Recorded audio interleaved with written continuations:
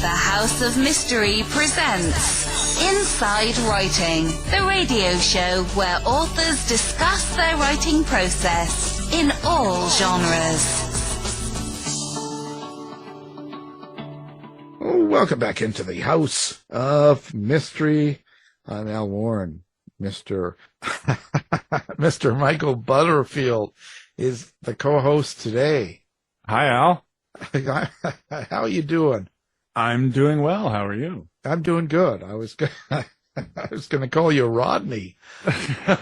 Rodney Butterfield. No, because the last interview we were talking about Rodney Dangerfield. So all of a sudden it just had his name on it.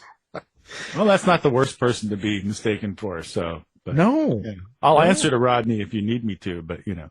No, I don't think so. Okay. I think we can get by without that, everything like that. And I can't, but before we get the guest on, I can't get over the, are you doing the TikTok thing? No, I am one of those, mechanically and technically challenged people. So I don't even have apps on my phone. So I don't do anything like that. I barely know what TikTok is. So. Well, geez, and they have these TikTok trends, right? Mm-hmm. Yeah. So there's like something that people think is a trend and it catches on and everyone's doing it. And, they've had some real weird ones. And then and now there's a couple of them, and one I just can't get over because it's called, vabbing. It's called what? Vabbing. So vabbing? With a V. Mm-hmm. V as in VABBING.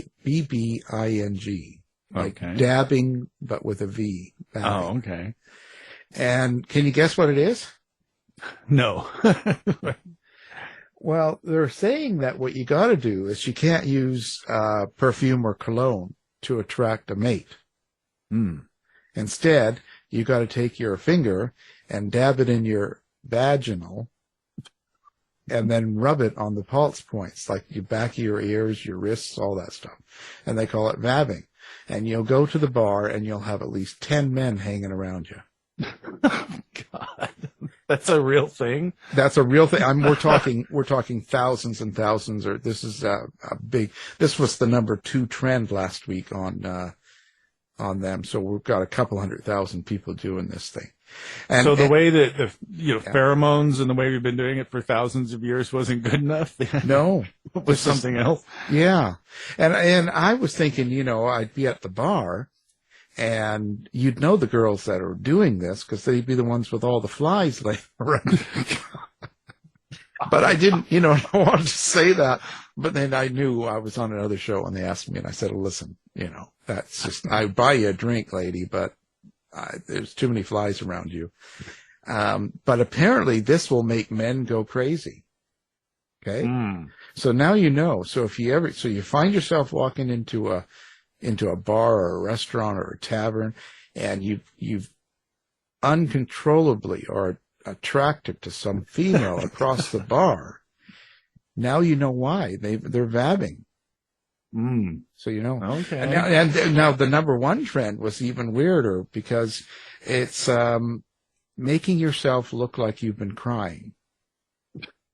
So that people will feel sorry for you and approach you? Yeah, the latest trend is that now they've got makeup and tips to make yourself look like you've been crying all day before you go out. So you do stuff with your face and your hair, and then you go out to the club or to the restaurant, and it looks like you've been crying all day. And that's the latest look. Mm. So, sounds like something to avoid to me, but... Well, I always look like I'm crying. Does it work for you, Al? No, in fact, people turn the other way. Yeah, that would be my concern, yeah. I can't even get on the bus for free when I do that. I don't know, but that's just, anyway. I just thought I'd pass that on. I think it's serious information we need to know. That was a great public service. Thanks, Al. That's what I'm all about, doing the better for humanity, because if I don't do it, who will? And I learned something new. Yeah, so. Yeah. So now, when you're well, we won't talk about that. That's good.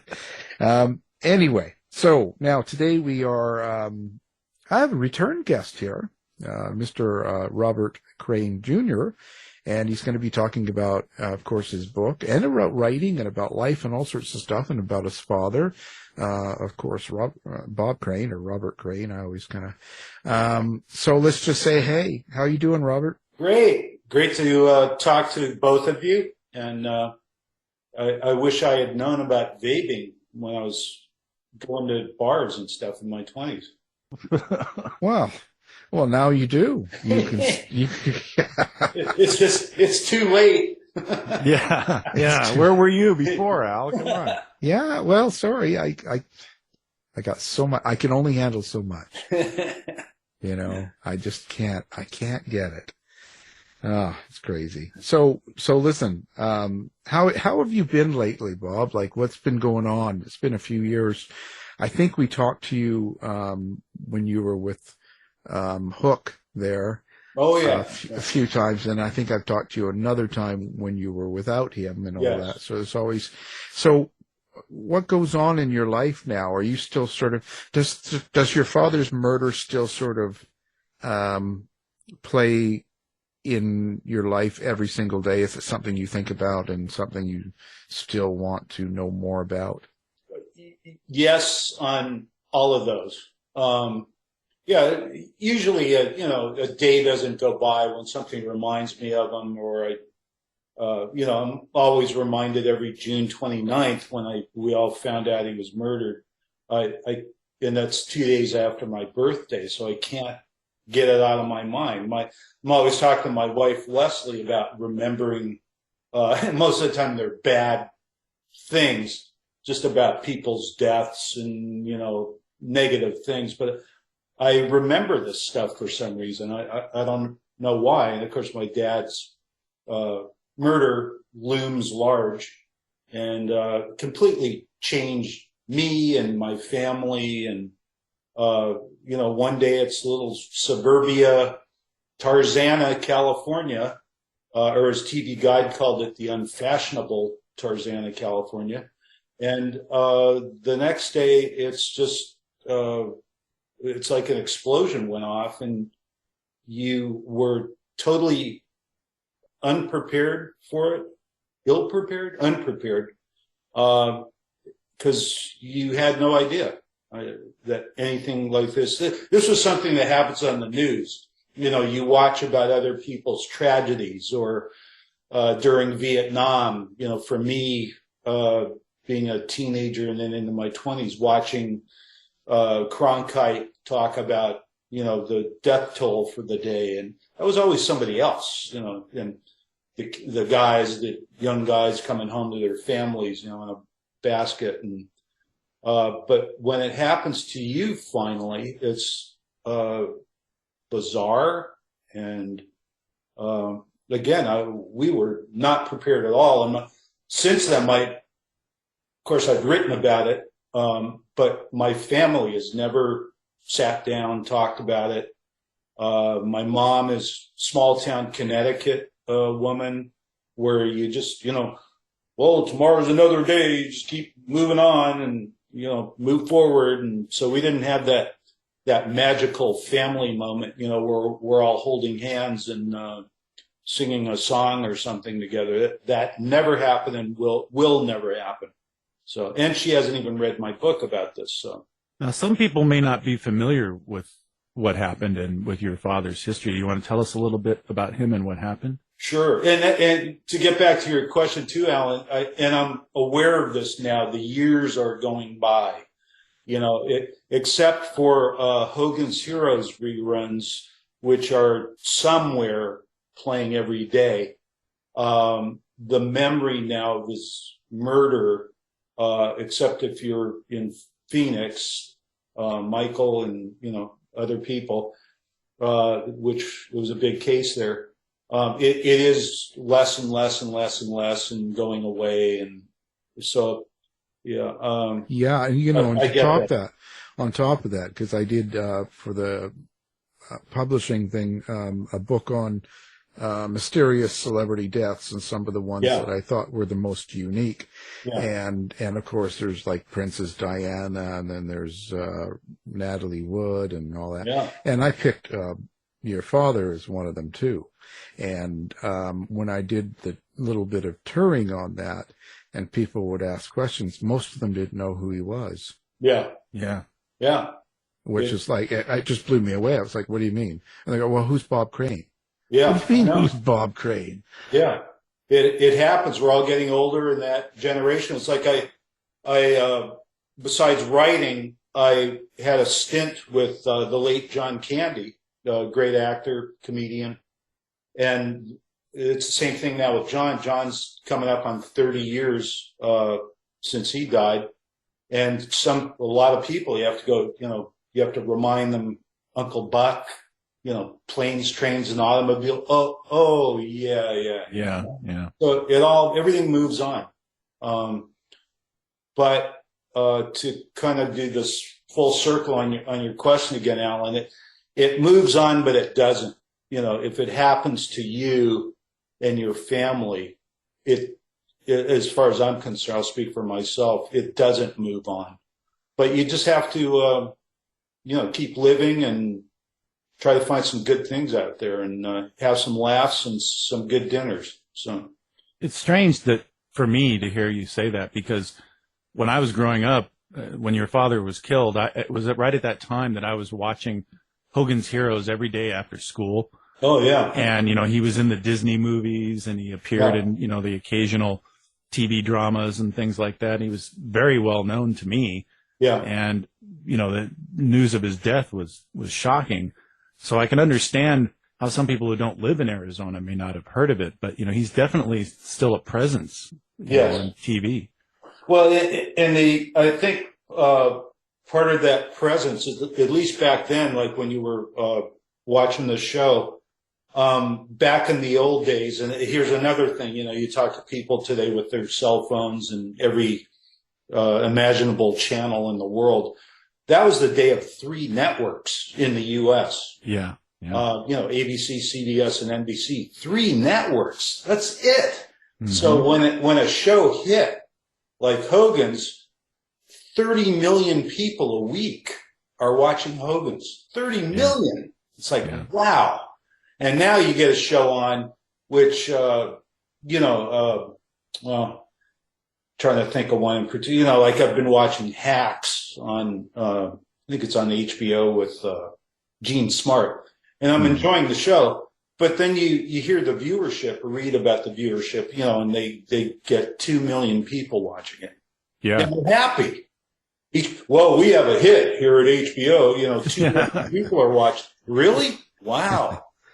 So that kept my dad and a lot of other people, a lot of the stars of that day, kept them in business for a long time. But now it's just so splintered on so many channels and so many shows. It's like, wow. Yeah. Yeah, it's hard for an old guy like me to keep up with it. Now, I was born on June 27th as well. No way. Yeah. Wow. Yeah. Cancer's a crab. Yeah. Cancers, yes. Yeah. I think you're a few years older, but because I had just turned 60 my last birthday, so. Oh, yeah, I am. Yeah, you're a youngster. When does that ever end? Because it seems like every time I get older and older and older, you hit 40, oh, you're still a puppy. You hit 50, oh, you're still a baby. Don't worry about it. Hit 60, oh, you're still a youngster. Like what, when does that end? Like you turn 90. Oh, you're old. No, it's all about how you conduct yourself, Alan. And you got stuff going on. You're vibrant. I see you on the cover of Books and Buzz. You're a young, vibrant chap. So as long as that is going, you're young. It's when I see people on television, on the news, and they identify the person and the age. And I go, are you kidding me? I'm older than that person. That person looks 20 years older than me. So I think it's how you conduct yourself and get a little exercise in there and eat right and all that good stuff. With your dad, I tell you what turned him on about me, or why I was turned on about it. I loved his radio work. Oh yeah. You see, that was like ultimate. Like he was doing what we were dreaming that we wanted to do. Yeah. And he had such a great voice. Yeah. Yes. And but he had that, he was doing like what was in my mind when I'm laying in bed as a young kid. He was doing the old, it was almost like a comedy thing. He's talking and all of a sudden it stopped with the music and it's like, you got to smoke. Yeah, I got to smoke. And it was just so loose. I loved it. I loved that was just, that turned me on far more than Hogan's Heroes did. Yeah. I was just, for me, because I'm a radio guy, and that was just it. Like he was an idol as a radio guy, not as much as Hogan's Heroes for me. Yeah. The two, in my mind, it's always been like this. The two things that my dad was born to do was radio and then getting the lucky break and being Hogan, Colonel Hogan. But radio, I was just talking to my wife and my brother-in-law the other day about this, as a matter of fact, because I was fortunate enough to, and then my parents were still together, to take the ride with him from unfashionable Tarzana down to Hollywood at Gower and Sunset, where the CBS radio was in L.A. And we'd get there. The show went on 6:05 in the morning live. I would get my cup of hot chocolate down in the lobby because I was a teenager and that was a highlight for me. And then we'd take the elevator up. Music's already playing. He's got an engineer in another room who played music and commercials. In my dad's own studio, he had a drum set. He had 3 turntables. This is all pre-digital, of course. This is 1956 to 65. In LA. He's got we call it a horse collar that he wore with the microphone so he could stand up, he could swivel, he could jump around, and the mic's right there. He had a headset on and he had records, the old vinyl, which is coming back. And then he would, no script, all off the top of his head, depending on what's going on that day in the news or whatever, or celebrities. And he would queue up, I'll give you an example. One of his sponsors was Hertz Rent-A-Car. So Jack Chapman, the engineer, is playing the Hertz spot, might have been on cartridge. And then right in the middle of it, my dad does the cut sign and the sound of a auto crash. And then it goes back to the commercial. So and the auto crash is on disc. My dad is playing that. The commercial is on, like I said, perhaps cartridge that Jack is playing.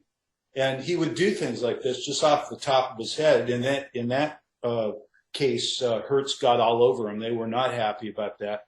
But in other cases, sponsors loved when he, made it a unique spot. They really dug that. Well, Hertz. So that was O.J. Simpson and yeah. Oh yeah, they made some good choices. Yeah. That was that would have been pre O.J. Yeah, but yeah. Point. Well, but I would take the ride down with them at 90 miles an hour. No chauffeurs, no assistants, no nothing. It's my dad driving his Cadillac. And we get down there, and it's a 4-hour show every day, Monday through Saturday. And I'm a teenager, so when I hear that one of his guests in the last hour is going to be, Vic Morrow from Combat, if I didn't have to go to school that day, I went with him, to meet this person afterward and go, "Hi, Mr. Morrow," looking up at him and being a jerk. But that was a fun thing for me. And then it's over at 10 o'clock in the morning, and it was dark when you went in there, and now you come out of the studio and go downstairs, and it's sunny or whatever, and it was like a full day. But I would probably put radio number 1 as far as his talent, and then Hogan's number 2. So did you know as a kid, like, 'cause you're a kid and you're having fun, dad's doing well, he's a celebrity and you got stuff going on and this is a great time and all of that. Did you know what adult activities and what things he was up to in his private life, or was this totally all kept from you until after the fact?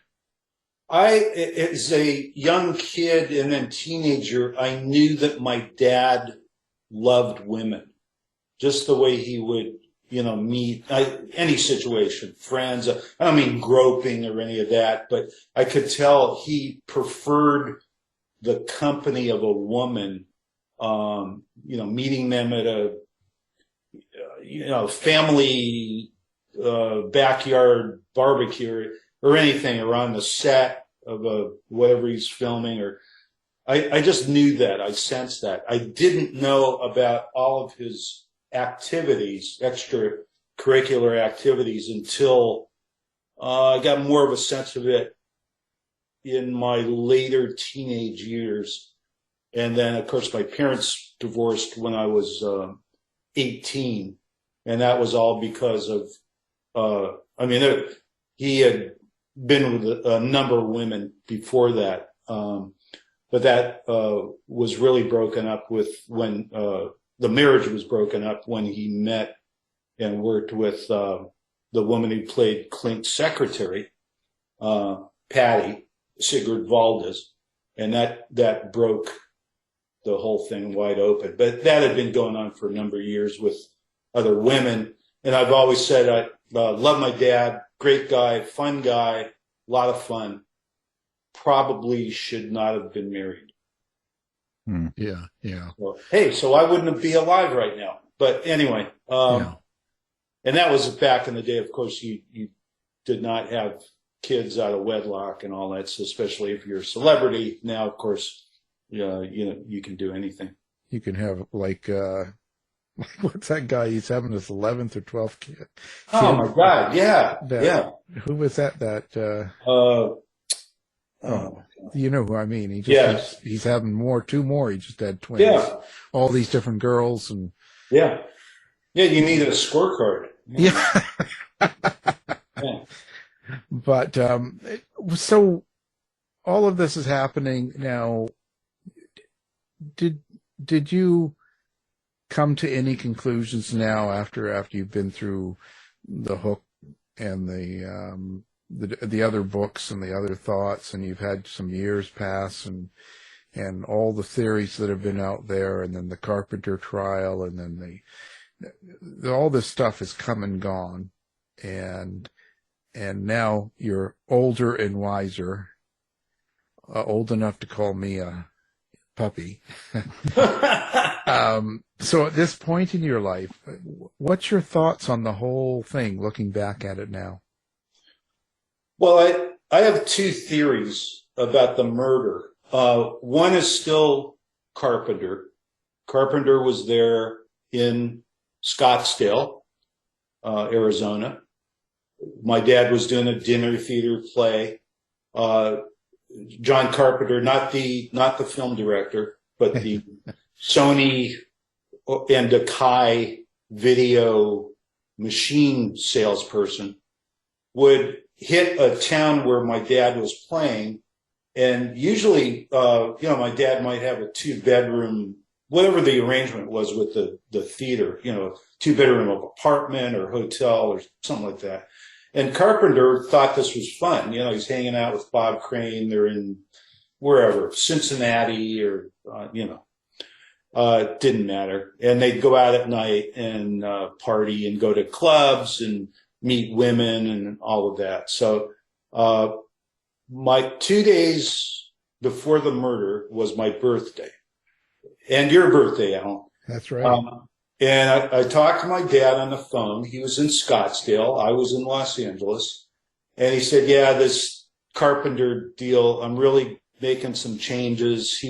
By the way, he was in the middle of a divorce from the aforementioned Patty, Sigrid Valdez. So he was not living with her anymore. In fact, he and I had an apartment together.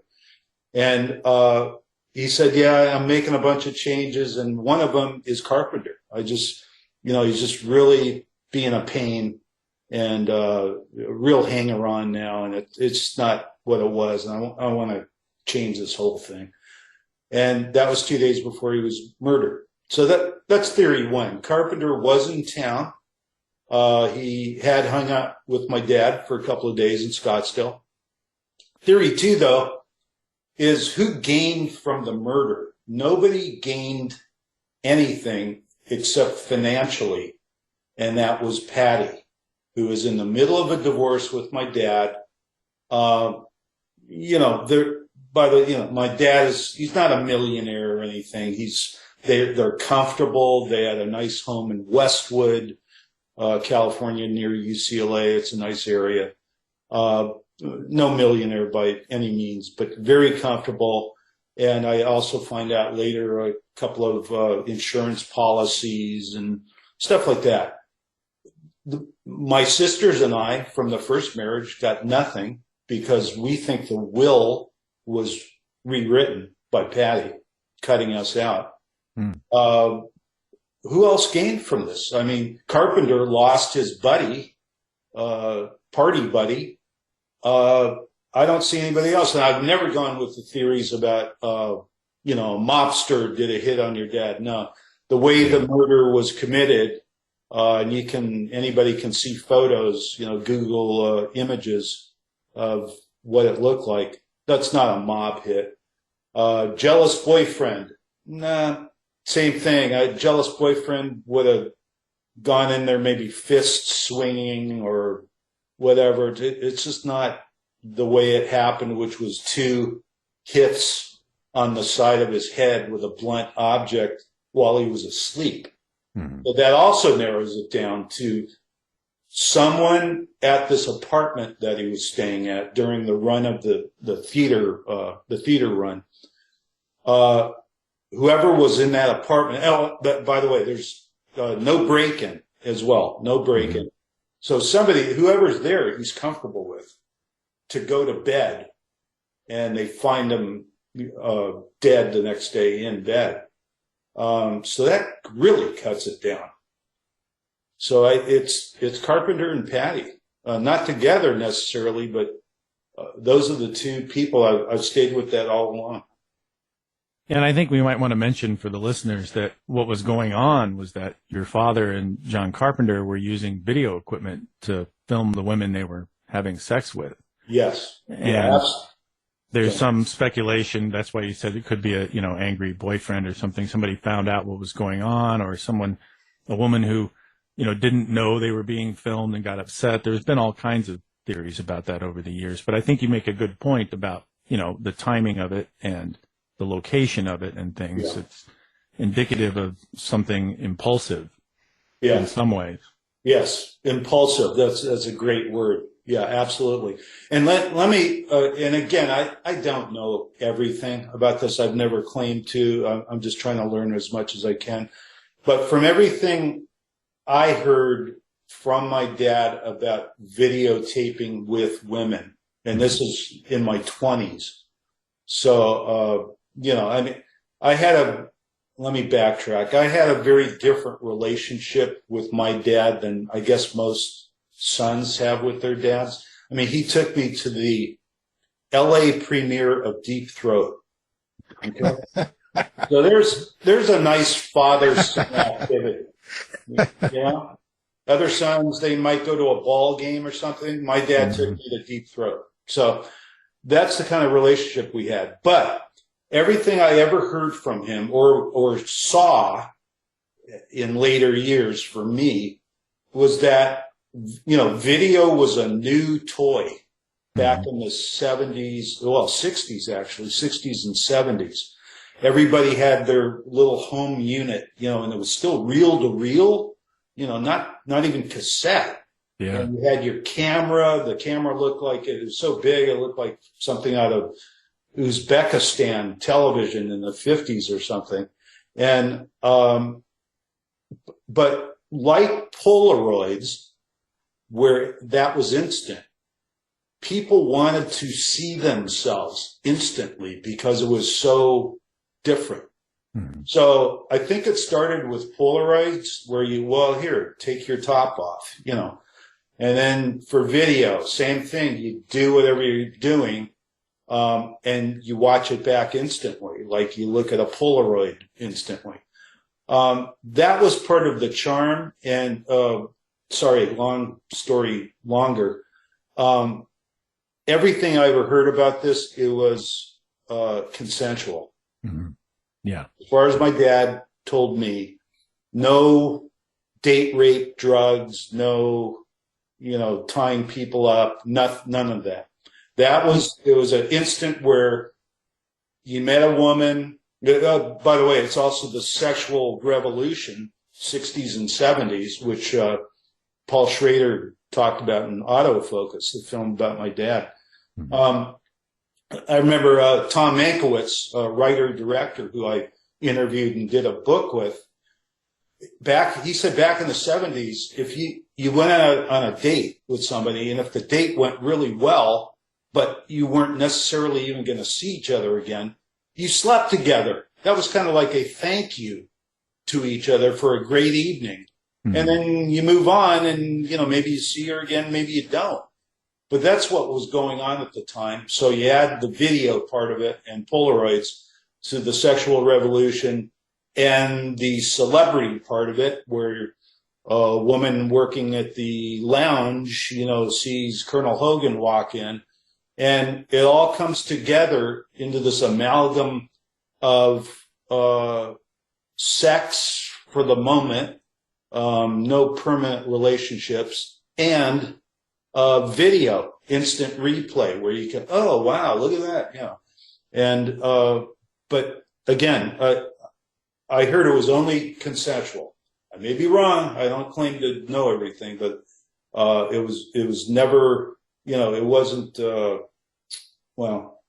some of the people in the news now where you're hearing about, guys drugging women and all that kind of thing. That was not it. Yeah, and you make a great point, too, that the equipment back then was so enormous. There's no way you could really hide it and surreptitiously film somebody. But you brought up autofocus there, and that is a good segue into a question I wanted to ask you about. There's the movie Autofocus with Greg Kinnear playing your father, and I believe it was Willem Dafoe playing John Carpenter.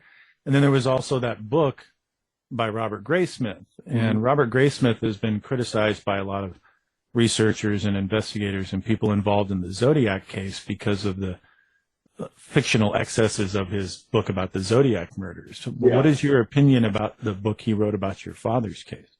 Well, he approached me to interview me. I declined, not because I had anything against Robert Graysmith. I didn't know him. I was aware of his other work. I just didn't want to talk about it at that time. And then I did buy the book, and I went through it, and I did a magic marker. Well, people don't know what magic markers are. What's the word now for highlighter? I did a highlighter on everything that was factually wrong in the book, and I got a lot of highlights in that book. So I appreciate that he wrote it. And I appreciate his work on Zodiac and all of that. And I'm not going to knock him, but a lot of factual stuff was off.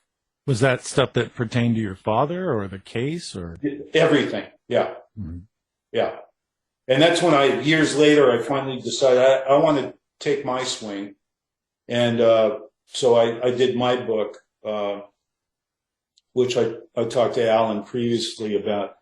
With a co-writer, I've worked on different things with Christopher Fryer, and we decided to take our shot at this whole thing, which really evolved into a crime story / biography / autobiography.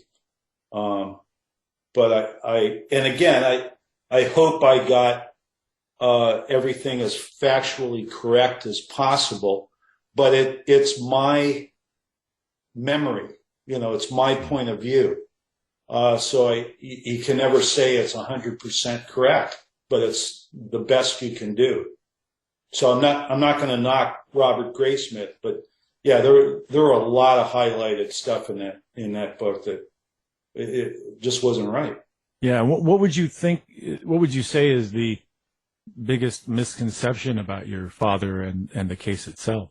I mean, you pointed out that, he wasn't filming women against their will. I think that's an important thing to mention. But was there anything else that, like in the movie or anything else that you think should be corrected for people to know, to get a better idea about it? No, and I appreciate your remark, Michael, about the size of the equipment. That sounds really bad, but you know what I mean. The size of the Sony unit. Let's put it that way. It's not like a cell phone now where you can put your cell phone underneath a table and grab a shot, of a woman. No, you could not do that. It was there. It was huge. So they knew about it. Just trying to.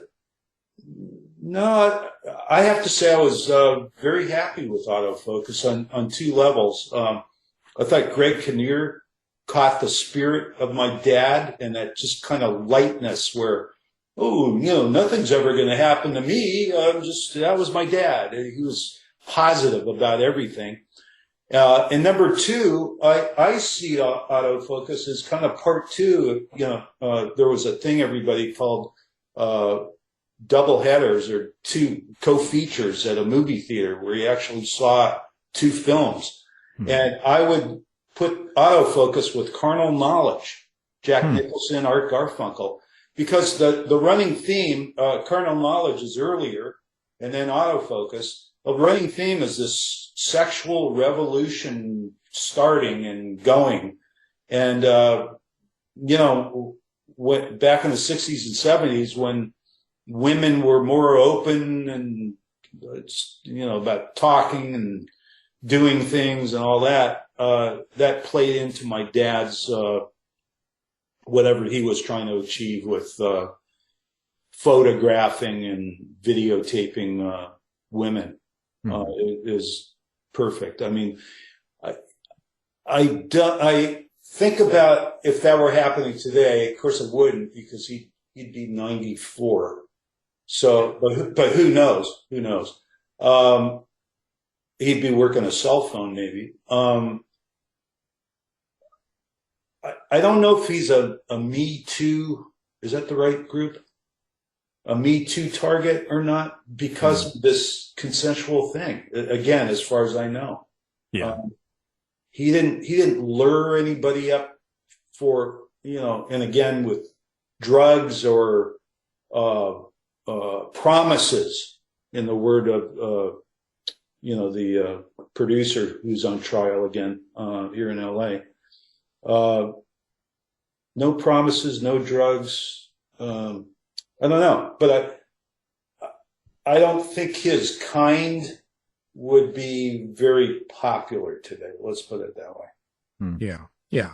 He wouldn't be part of the in crowd right now.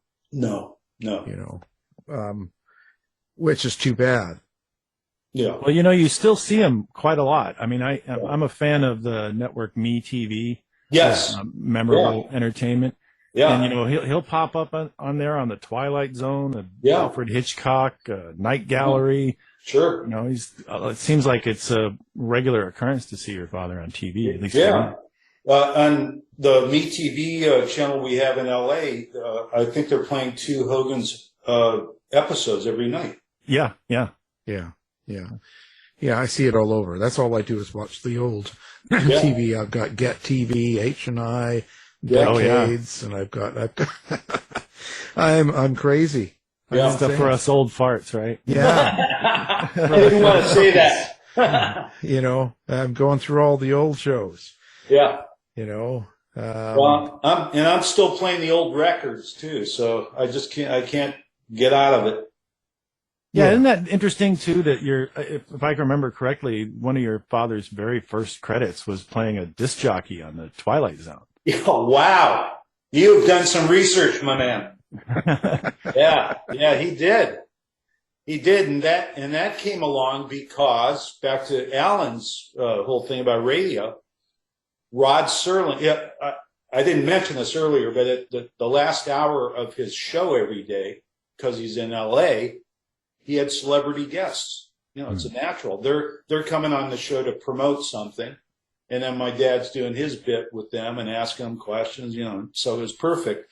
And Rod Serling was a guest on the show a couple of times and probably threw my dad a bone. Hey, you want to do this voice? Of course. You kidding? Twilight Zone? Sure. And the same thing happened a few years later with Carl Reiner, who was writing and producing the Dick Van Dyke Show, which That's right. Yeah. the hottest, comedy show on TV.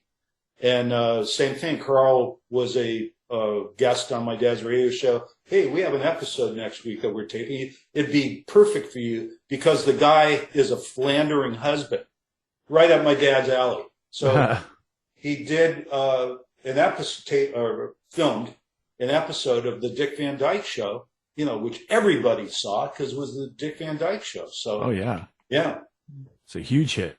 Yep. So do you see anybody from the family now, like in-laws or from the other wives or anything, stepbrothers, brothers, family? Do you have any sort of family relationship going on right now? No family relationship with family number two. And as far as I'm concerned, we were family number one chronologically. And those are my two sisters, me, my mom.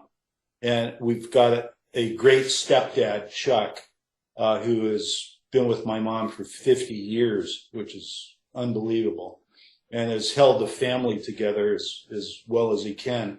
And then people from family two, half brother, stepsister, of course, Patty died in 2007, I think.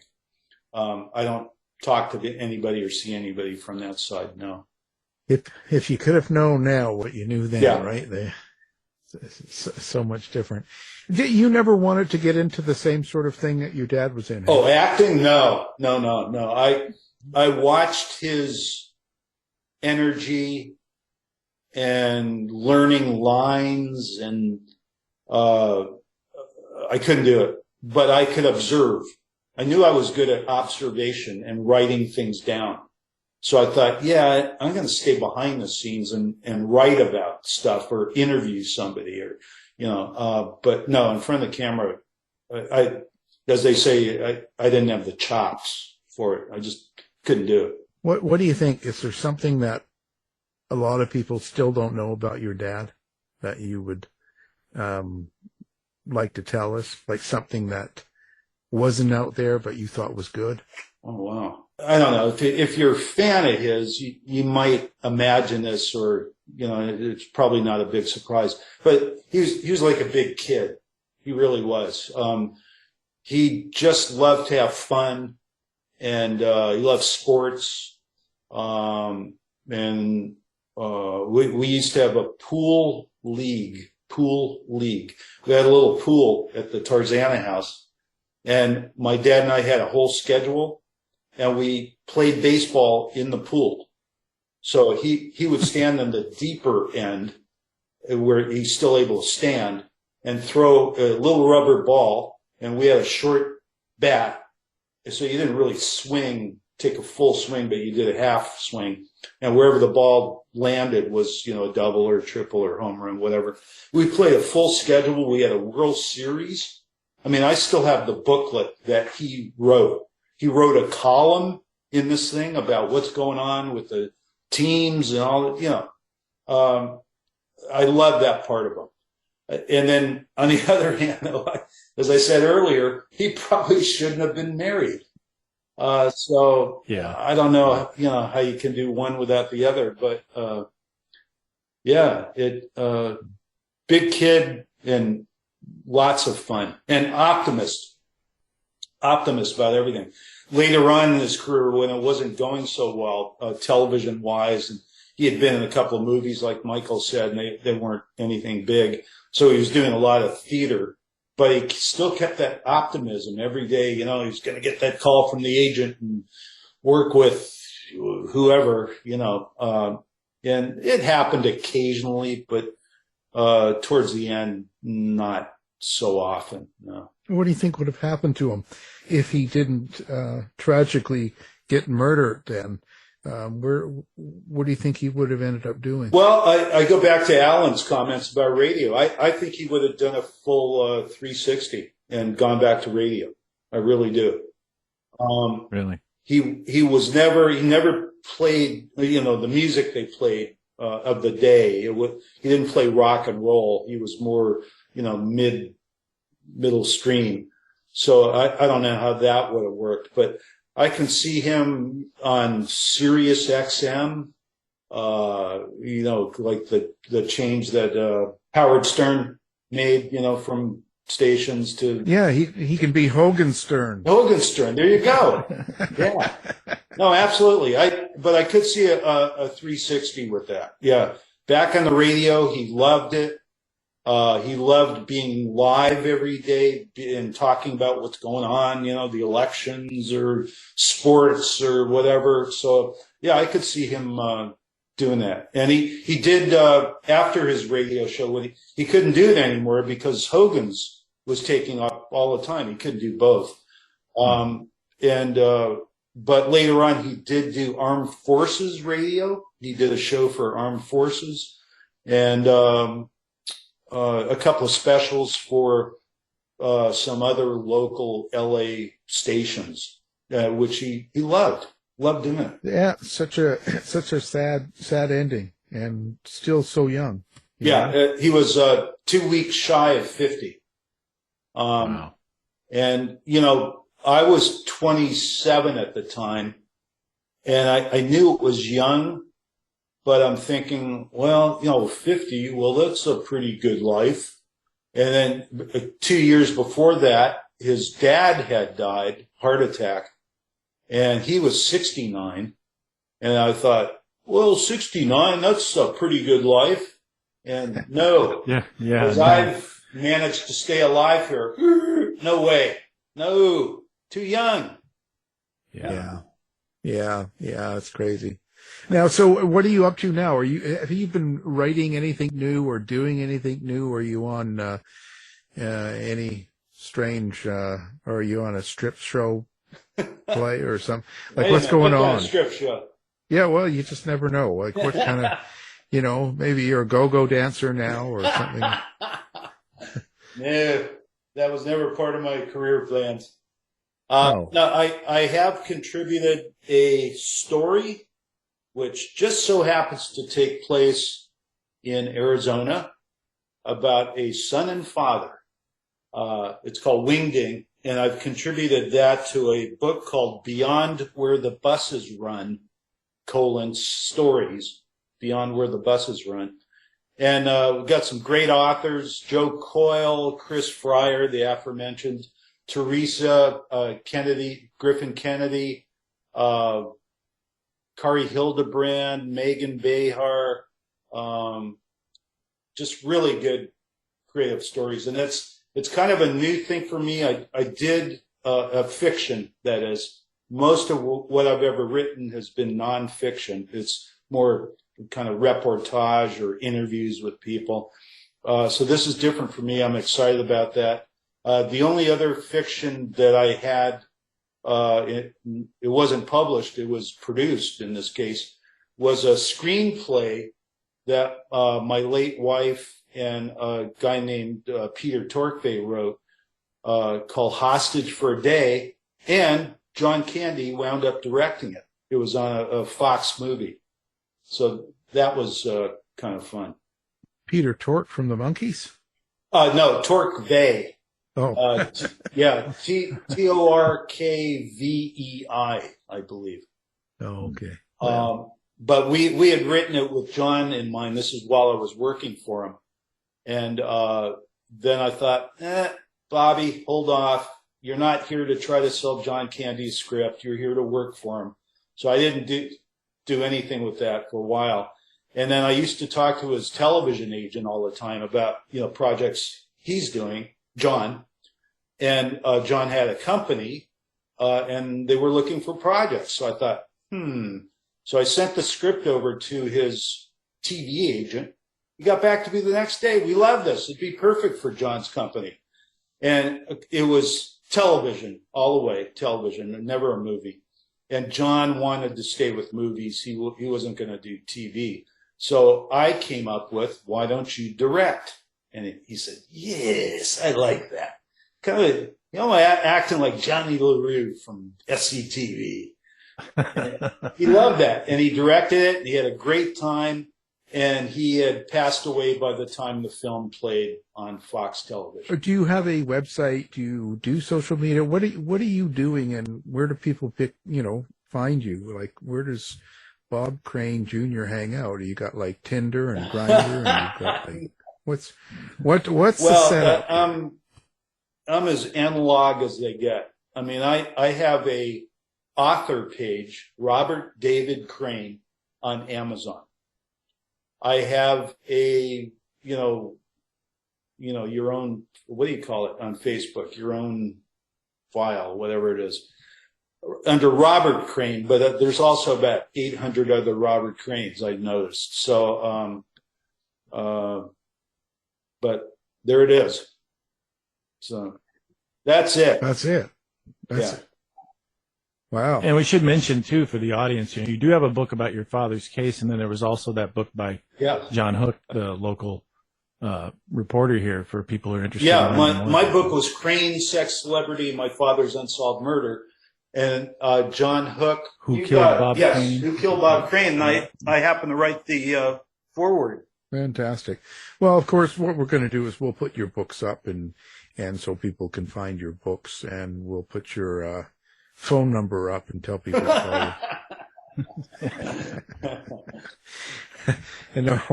No, we'll have all that up so listeners can find your book and maybe more information about you and stuff. And it's always a nice talk with you, Bob. You're a great guy, and I'm always glad to have you on. Fantastic. Thanks, Alan. Thanks, Michael. It's always a pleasure. Thank you.